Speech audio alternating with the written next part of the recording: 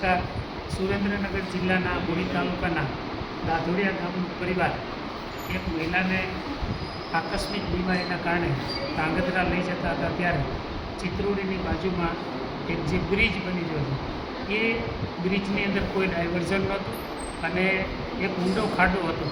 એ ઊંડા ખાડાની અંદર સ્વિફ્ટ ગાડી સાથે આખો પરિવાર એ ગાડી અંદર ખાબકી અને એમાંથી 3 જણાના કરોડ મૃત્યુ નિપજ્યા છે અને બીજા 3 ગંભીર છે. અત્યારે આપણી સાથે એક જેમને વાગ્યું છે એમનું શું આપનું નામ છે? રાજુભાઈ જીગાભાઈ. આખી શું આખી ઘટના બની હતી થોડીક વાત કરો.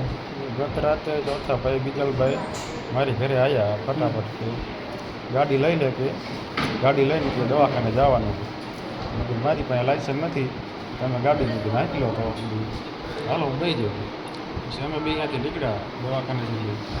પછી રાત્રે જતા હતા ચિત્રોડી નજીક નાલું જે બને છે ત્યાં એના કોન્ટ્રાક્ટરે કોઈ બી વસ્તુ ડિવાઈડર કે પટ્ટીઓ કે કોઈ બી વસ્તુ મૂકેલી નથી.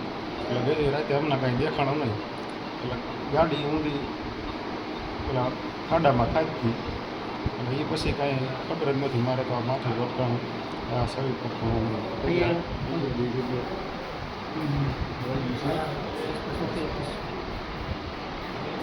પછી મને કાંઈ ખબર જ નથી રહી. પછી અમારા ગામના બધાએ આવીને પછી ખબર પડી એટલે આવીને કાઢ્યા ને પછી મને હોસ્પિટલ લાવ્યા. અચ્છા. તો આવી એક કરુણ ઘટના એટલા માટે સર્જાણી કે જે બ્રિજ બને છે ત્યાં બ્રિજની સેફટી માટે કોઈ પણ પ્રકારનો ડાયવર્ઝન કે નિશાની મૂકેલી નહોતી, જેના કારણે ગંભીર અકસ્માત થયો. 3 લોકોના કરુણ મોત નીપજ્યું, 3 વ્યક્તિના કરુણ મોત નીપજ્યું અને બીજા 3 ગંભીર હાલતમાં છે. અસ્તુ.